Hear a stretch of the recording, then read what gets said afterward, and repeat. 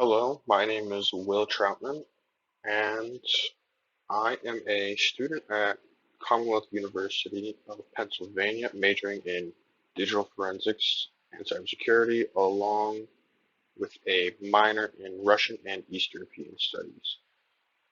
This presentation is for an international relations class in which we got to essentially choose a topic as long as it related to international relations. And the topic I chose was the sovereignization of global networks, because it has a lot to do with both my major and my minor.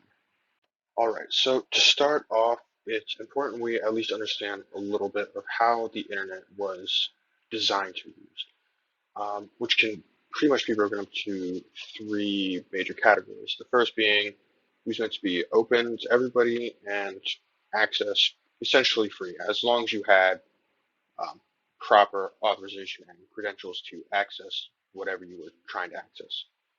Secondly, connected. The internet was supposed to connect people across borders and essentially tear down the geopolitical borders we have that prevent us with interacting with people far away in different countries and that we may not be able to interact with typically. Thirdly, decentralized. So you can see at the bottom, there's that image of a centralized network and a decentralized network.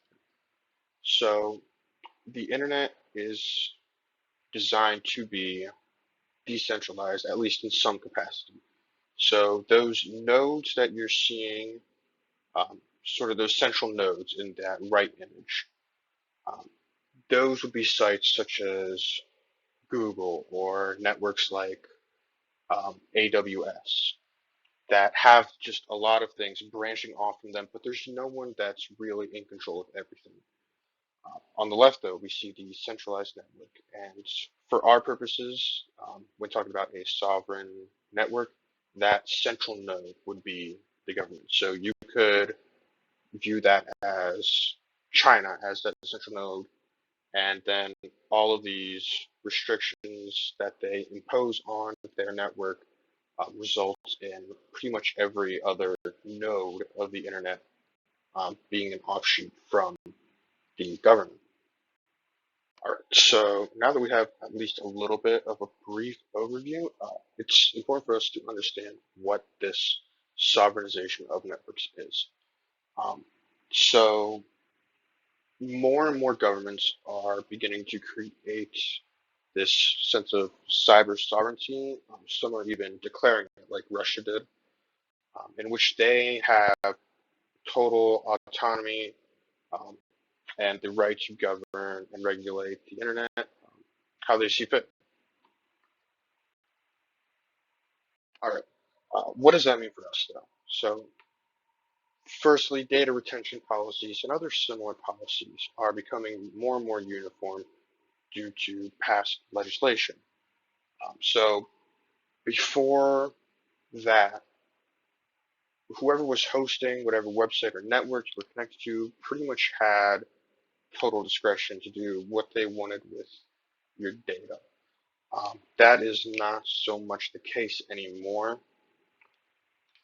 Secondly, because the government is passing this legislation and restricting what you may or may not be able to see, um, they have greater control over the internet. And again, following on from that, this greater control on the internet is going to weaken the connection between countries because restricting what you are allowed to see also restricts who you can interact with. And finally, this sort of brings a new avenue of warfare that we've been seeing for the last few decades. Uh, but as the internet progresses and these sovereign networks become more common, um, it would seem fit that this method of warfare would also become more common. I mentioned Russia before. Um, However, I want to make it clear that this is not just an issue for countries that are commonly viewed as authoritarian, but it's also an issue that will affect the world on an international scale. So again, I mentioned Russia. China is another one. They have their notorious Great Firewall, and also North Korea, again, very notorious for letting almost no communication in or out of the country, especially with regard to networks. However, although it may be more common in those countries, it's definitely not exclusive to them. For example, the potential TikTok ban in the United States. Um, it's unclear how that is going to play out, but if it were to be banned, it would definitely set us in a direction of a more sovereign style network. So the sovereignization of the internet can't really be defined as either good or bad. It's just a little too nuanced for that. So let's take a look at the good that we would get from this, and that we already are starting to get from this. So we get greater protection for citizens. Um, Again, the TikTok ban, or at least the sale of it to a company outside of China.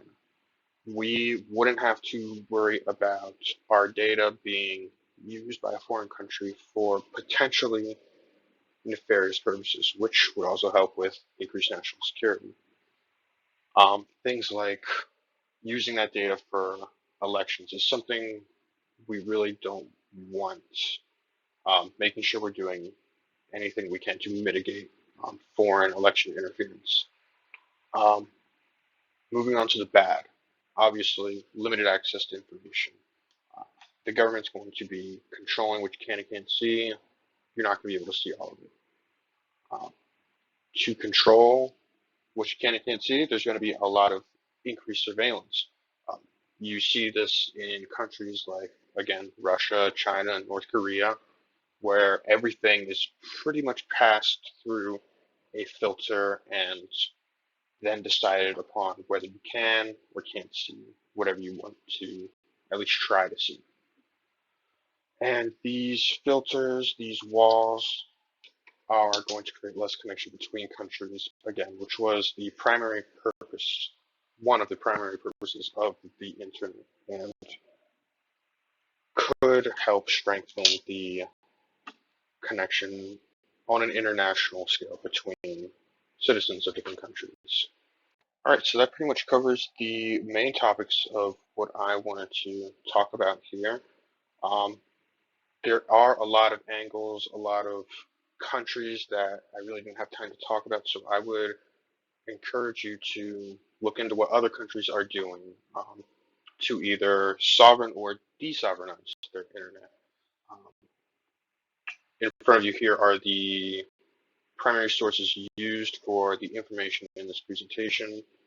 I'll have them in the description of the video in case you'd like to check them out for yourself. All right. Thanks for watching.